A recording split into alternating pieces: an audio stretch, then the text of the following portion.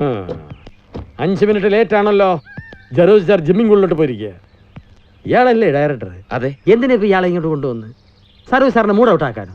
ഞാൻ പറഞ്ഞു ഒരു വിധത്തിൽ സമ്മതിപ്പിച്ചെടുത്തിരിക്കുക. അതിനിടയിലായി എന്നെ കാണുമ്പോ അവനെന്തിനാ മൂഡ് ഔട്ട് ആകുന്നത്? അതിന് ഞാൻ അങ്ങോട്ട് ദ്രോഹമൊന്നും ചെയ്തിട്ടില്ലല്ലോ. എന്താ പറഞ്ഞത്? അവനാ സൂപ്പർ സ്റ്റാർ സരോജ് കുമാർ. അവനെന്ന് വിളിക്കാൻ മാത്രം എന്താ വളർന്നോ? അവരൊരുമിച്ച് ഒരു മുറിയിൽ കഴിഞ്ഞിരുന്ന കൂട്ടുകാരല്ലേ പച്ചാളം? അത് പണ്ടങ്ങനെ പലതും സംഭവിച്ചിരിക്കും. സൂപ്പർ സ്റ്റാർ രജനീകാന്ത് പണ്ട് ബസ് കണ്ടക്ടർ ആയിരുന്നു എന്ന് വെച്ചാൽ അന്ന് കൂടെ ജോലി ചെയ്യുന്ന കണ്ടക്ടർമാർ ഇപ്പൊ കയറി വന്ന് എന്തൊക്കെ ഉണ്ടോ രജനീകാന്തേ എന്ന് ചോദിച്ചാൽ അങ്ങനെ ഇരിക്കും. അല്ല, ഞാൻ എന്നെ കാണുമ്പോൾ മൂഡ് ഔട്ട് ആകുന്ന ആള് ഞാൻ സംവിധാനം ചെയ്യുന്ന സിനിമയിൽ എങ്ങനെ അഭിനയിക്കും? ഒരു തർക്കത്തിനല്ലല്ലോ നമ്മൾ വന്നിരിക്കുന്നത്. മിസ്റ്റർ പച്ചാളം, നായകനായിട്ട് അഭിനയിക്കുന്ന ആളും സംവിധായകനും തമ്മിൽ ഒരു ധാരണയെങ്കിലല്ലേ കാര്യങ്ങൾ മുന്നോട്ട് പോകും. വാക്കുകൾ സൂക്ഷിച്ചുപയോഗിച്ചില്ലെങ്കിൽ കാര്യങ്ങൾ പുറകോട്ടേ പോകൂ. ഏതായാലും നിങ്ങളൊന്ന് വിവരം ഞാൻ സരോജ് സാറിനെ അറിയിക്കാം.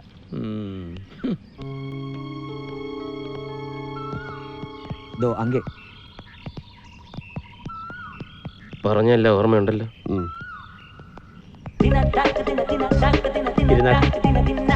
നമസ്കാരം.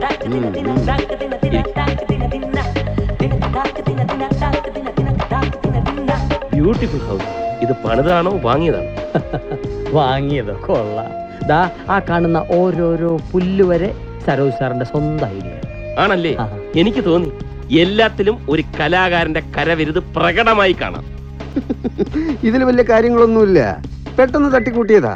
ബീച്ചിലൊരു ബംഗ്ലാവ് പണിയുന്നുണ്ട്. ഫ്ലോറും ചുവരും ഒക്കെ ഇറ്റാലിയൻ മാർബിളാ. പക്ഷെ ഇറ്റാലിയൻ മാർബിളിനൊക്കെ എന്താ ഇപ്പൊ വില? ഫർണിച്ചർ മൊത്തം ഫ്രാൻസിൽ നിന്നാ, ഷാൻലിയർ തായ്ലൻഡ്. എല്ലാം തീ പിടിച്ച വിലയാ. സൂപ്പർ താരങ്ങൾ പ്രതിഫലം കൂട്ടുന്നു എന്ന് എല്ലാവർക്കും പരാതിയാണല്ലോ. ഇത് പറയുന്നവന്മാര് വിചാരിച്ചാൽ ഇറ്റാലിയൻ മാർബിളിന്റെയും സ്കോച്ച് വിസ്കിയുടെയും വില കുറയ്ക്കാൻ പറ്റുമോ? സരോജ് സാറിനാണെങ്കിൽ രാവിലെ റോയൽ സല്യൂട്ട്, ഉച്ചയ്ക്ക് ബ്ലാക്ക് ലേബൽ, രാത്രി പിന്നെ ശിവാശ്രീകൾ. ഓരോന്നൊഴിക്കട്ടെ? ഇപ്പൊ വേണ്ട. ഹലോ, ഉണ്ടല്ലോ കൊടുക്കാം. മന്ത്രി പൊതുമരാമത്ത്. എന്തൊക്കെയുണ്ട് ആശാനെ? ഈ പാവങ്ങളെ ഒന്നും മറന്നിട്ടില്ല അല്ലേ? അയ്യോ, അന്ന് ഞാൻ ഉസ്ബെക്കിസ്ഥാനിലാണല്ലോ അല്ലേ? അടുത്ത ദിവസം ഞാൻ കോപ്പൻഹാഗനിലേക്ക് പോവുകയാണ്. അത് ഞാൻ അവിടുത്തെ സർക്കാരിന്റെ അതിഥിയായിട്ട്. നേരിട്ട് വരാൻ പറ്റിയില്ലെങ്കിലും വേറെന്തെങ്കിലും ആവശ്യമുണ്ടെങ്കിൽ തെളിച്ച് പറയണ്ട കുട്ടാ. പറ. ഓക്കെ, അതിനെന്താ? പിന്നെ അടിമാലി മൂന്നാർ റോഡ് വേഗം ഒന്ന് നന്നാക്കി തരണേ. എനിക്ക് ഇടയ്ക്കിടെ ആ വഴി പോകാനുള്ളതാ. ഇതിപ്പോ തന്നെ ശരിയാക്കിയേക്കാം. ഓക്കെ. പച്ചാളം, ഇന്ന് തന്നെ 2 ലക്ഷത്തിന്റെ ഡ്രാഫ്റ്റ് എടുത്ത് മൂപ്പർക്ക് അയച്ചു കൊടുക്കണം. ഏതോ അനാഥ മന്ദിരത്തിന്റെ ആവശ്യത്തിന്. കണ്ടില്ലേ, താരങ്ങൾ കാശ് വാങ്ങുന്നുണ്ട്, പക്ഷെ അവർക്ക് അതുപോലെ തന്നെ ചെലവുണ്ട്. അതെന്താ ആരും മനസ്സിലാക്കാത്തത്? സത്യം പറയാലോ, ഒരു മാസം തട്ടി മുട്ടി ജീവിച്ചു പോണെങ്കിൽ തന്നെ ഒരു 1.5 കോടി രൂപ വേണം. ചില മാസങ്ങളിൽ 2 വരെ പോവും. അതേത് മാസം? ഏപ്രിൽ. അതാ പറയുന്നത്. ഞങ്ങളുടെ വിഷമങ്ങൾ നിർമ്മാതാക്കൾ മനസ്സിലാക്കുന്നില്ല. പോട്ടെ, ഞങ്ങളുടെ വിഷമങ്ങൾ പറഞ്ഞു നേരം ഞാൻ കളയുന്നില്ല. പച്ചാളം, ഓബറോയ് ഹോട്ടലിൽ വിളിച്ച് എന്റെ ലഞ്ച് കൊണ്ടുവരാൻ പറയൂ. നിങ്ങൾക്ക്? ഞങ്ങൾ പിന്നെ കഴിച്ചോളാം. ഓക്കെ, അപ്പൊ നമുക്ക് കാര്യത്തിലേക്ക് കിടക്കാം. കൊടുത്തയച്ച തിരക്കഥ എന്റെ PA വായിച്ചു. കുറെ തിരുത്തലുകൾ വേണ്ടിവരും. ഉദാഹരണത്തിന്, എന്നെ പോലീസ് അറസ്റ്റ് ചെയ്യാൻ വരുന്ന ഒരു രംഗമുണ്ടല്ലോ, അത് നടക്കില്ല. അറസ്റ്റ് ചെയ്യാൻ വരുന്ന പോലീസുകാരെ എനിക്ക് ഇടിക്കണം, ഇടിച്ചിടിച്ച് നിലം പരിശാക്കണം. എന്നിട്ട് ഞാൻ സ്ലോ മോഷനിൽ നടന്നു പോകും. അപ്പൊ തിയേറ്ററിൽ ഭയങ്കര ക്ലബ്സ് ആയിരിക്കും. അറസ്റ്റ് ചെയ്താലല്ലേ കഥ മുന്നോട്ട് പോകും എന്നാര് പറഞ്ഞു? എങ്ങനെ വേണമെന്ന് ഞാൻ പറഞ്ഞു തരാം. പോലീസുകാരെ ഇടിച്ച് സ്ലോ മോഷനും കഴിഞ്ഞ് ഞാൻ നേരെ പോവുകയാണ് DGPയുടെ ഓഫീസിലേക്ക്. എന്നിട്ട് 2 കൈയും നീട്ടി ഞാൻ പറയുന്നു, എന്നെ അറസ്റ്റ് ചെയ്യൂ. അതില്ലേ ഹീറോയിസം? അല്ലാതെ കുറെ പീറ പോലീസുകാർ കയറി വന്ന് എന്നെ അറസ്റ്റ് ചെയ്താൽ എന്റെ ഓഡിയൻസ് സഹിക്കില്ല. പോലീസിനെ ഇടിക്കുക എന്ന് പറഞ്ഞാൽ ഈ കഥാപാത്രം മനുഷ്യനൊന്നും അല്ലല്ലോ. പക്ഷെ അഭിനയിക്കുന്നത് ഞാനല്ലേ. എന്റെ ഇമേജ് എനിക്ക് നോക്കണ്ടേ? അതിരിക്കട്ടെ, ഈ സിനിമയിൽ എനിക്ക് എത്ര സീനുണ്ട്? ഒരു 51ഓളം വരും. അപ്പൊ 51 കൂളിംഗ് ഗ്ലാസ് വാങ്ങിച്ചോളൂ. ഓരോ സീനിലും മാറ്റി മാറ്റി വെക്കാൻ. ഈ കഥാപാത്രത്തെ വിടൂ. കഥാപാത്രത്തെ വിട്ടിട്ടുള്ള സിനിമയല്ല ഞാൻ ഉദ്ദേശിക്കുന്നത്. എങ്കിൽ അഭിനയിക്കാൻ വേറെ ആളിനെ നോക്കിക്കോളൂ. എന്താ ഇത് ഉദയ? ഇതൊരു ചർച്ചയല്ലേ? ഇവിടെ കടംപിടുത്തത്തിന്റെ ആവശ്യമുണ്ടോ? എനിക്ക് ആവശ്യമുണ്ട്. എന്നോടുള്ള പ്രേമം കൊണ്ടൊന്നും അല്ലല്ലോ നിങ്ങൾ എന്നെ വെച്ച് പടം ചെയ്യാൻ വന്നത്. എനിക്ക് ലക്ഷക്കണക്കിന് ആരാധകരുടെ പിൻബലമുള്ളതുകൊണ്ട് അത് വിറ്റ് നിങ്ങൾക്ക് കാശാക്കണം. അല്ലാതെ ഞാൻ സ്റ്റാനിസ്ലോവിസ്കിയുടെ പുസ്തകം പഠിച്ചതുകൊണ്ടൊന്നല്ലല്ലോ. കോഴിക്കേ മുല വന്നു, മനസ്സിലായല്ലോ. മിസ്റ്റർ സരോജ്, നമ്മൾ എന്തായാലും ഈ പടം ചെയ്യുന്നു. എല്ലാം നമുക്ക് ചർച്ച ചെയ്ത് വേണ്ട പോലെ ചെയ്യാം. അല്ലല്ല, പറയുമ്പോ എല്ലാം പറയണമല്ലോ. ഞാൻ ഈ പടം ചെയ്യുകയാണെങ്കിൽ ഞാൻ സെറ്റിലെത്തിയാൽ പഴയ ഓർമ്മ വെച്ച് പഴയ പേര് വിളിക്കുക, അതൊന്നും നടക്കില്ല. എന്നെ എല്ലാവരും സാർ എന്ന് വിളിക്കണം. മനസ്സിലായല്ലോ? പിന്നെ പാറശാല മുതൽ കാസർഗോഡ് വരെ പടത്തിന്റെ ഒരു 50 ഫ്ലെക്സ് വെക്കണം. അതിൽ ഞാൻ മാത്രമേ പാടുള്ളൂ. എന്റെ തല എന്റെ ഫുൾ ഫിഗർ, എന്റെ തല എന്റെ ഫുൾ ഫിഗർ, അങ്ങനെ അങ്ങനെ അങ്ങനെ. നിന്റെ തല നീ അഭിനയിക്കാൻ പാടാ, അപ്പൊ കാണാം. എടാ സ്റ്റാനിസ്ലാവ്സ്കി, ഇത് വെറും തുടക്കമാണ്. ബാക്കി നീ അറിയാൻ പോകുന്നതേ ഉള്ളൂ. 17-ാം തീയതി ഷൂട്ടിംഗ് തുടങ്ങണമെങ്കിൽ നിങ്ങളുടെ ആർട്ടിന്റെ സെക്ഷൻ 1-ാം തീയതി മുതൽ സെറ്റിന്റെ പണികൾ ആരംഭിക്കണം. 1-ാം തീയതി മുതൽ 3 മുറി ഞാൻ അവിടെ ബുക്ക് ചെയ്ത് കഴിഞ്ഞു. താമസം സ്റ്റുഡിയോക്കകത്ത് തന്നെയാണോ? ശശി, റാമോജി റാവു ഫിലിം സിറ്റി എന്ന് പറഞ്ഞാൽ ഒരേ സമയം 10-15 ഫിലിം ക്രൂസിനെ മുഴുവൻ താമസിപ്പിക്കാൻ സൗകര്യമുള്ള ഒരു സ്ഥലമാണ്. ഹൈദരാബാദ് സിറ്റിയിൽ നിന്ന് അവിടം വരെ ദിവസേന കാർ ഓടിച്ചു പോകേണ്ട കാര്യമില്ല. 5 സ്റ്റാർ ഹോട്ടലുണ്ട്, സാധാരണ ഹോട്ടലുണ്ട്, ട്രാൻസ്പോർട്ടേഷന് ധാരാളം വാഹനങ്ങളുണ്ട്. നിങ്ങൾക്ക് ഷൂട്ടിങ്ങിന് എന്തൊക്കെ വേണം എല്ലാം അവിടെയുണ്ട്.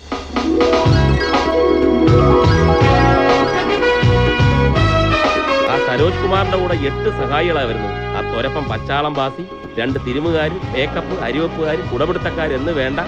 ഇതിനെയൊക്കെ എങ്ങനെ താങ്ങുമെന്ന് എനിക്ക് ഒരു നിശ്ചയവുമില്ല. ഇവനൊക്കെ മലയാള സിനിമ തൊലച്ചേ അടങ്ങും ഉപയോഗിക്കൂട്ട. അല്ല, മാർക്കറ്റ് ഉണ്ടെന്ന് പറഞ്ഞ് അവനെ പോലുള്ളവന്റെ മൂഡ് താങ്ങുന്നത് നിങ്ങൾ തന്നെയാണല്ലോ. നിവർത്തികേട്. ആ, ഒരു കാര്യം മറന്നുപോയി. നമ്മുടെ ഹീറോയിന്റെ ഫ്ലൈറ്റ് ടിക്കറ്റ് ശരിയായിട്ടില്ല. ഞാനൊന്ന് ട്രാവൽസ് വരെ പോയിട്ട് വരാം. അല്ലെങ്കിലും സെറ്റ് കാണാൻ ഞാൻ വരേണ്ട കാര്യമില്ല, ഉദയം നോക്കിയാൽ മതി.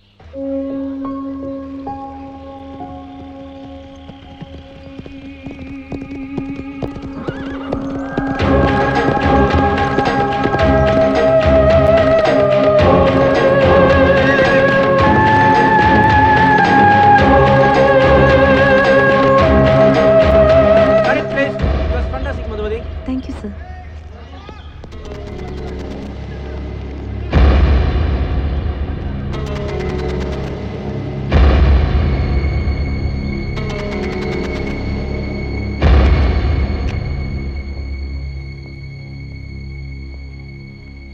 സെറ്റ് എങ്ങനെയുണ്ട്?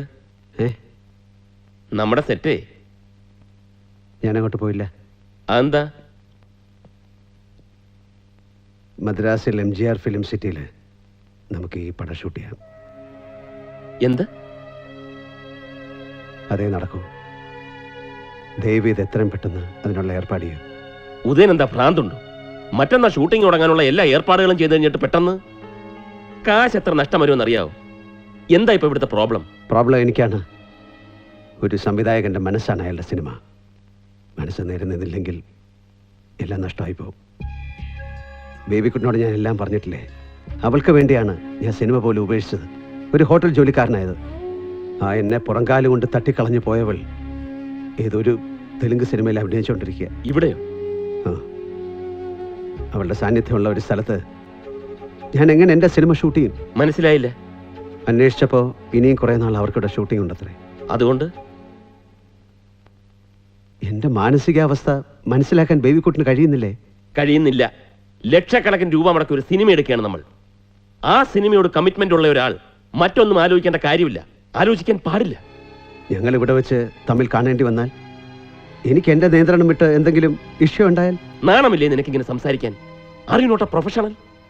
10-12 കൊല്ലം സഹസംവിധായകനായിട്ട് ചൊരച്ചിട്ട് ഇതാണോ നീ സിനിമയെക്കുറിച്ച് മനസ്സിലാക്കിയത്?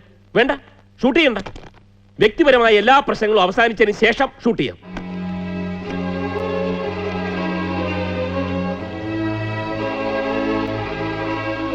എല്ലാം ക്യാൻസൽ ചെയ്യാല്ലേ?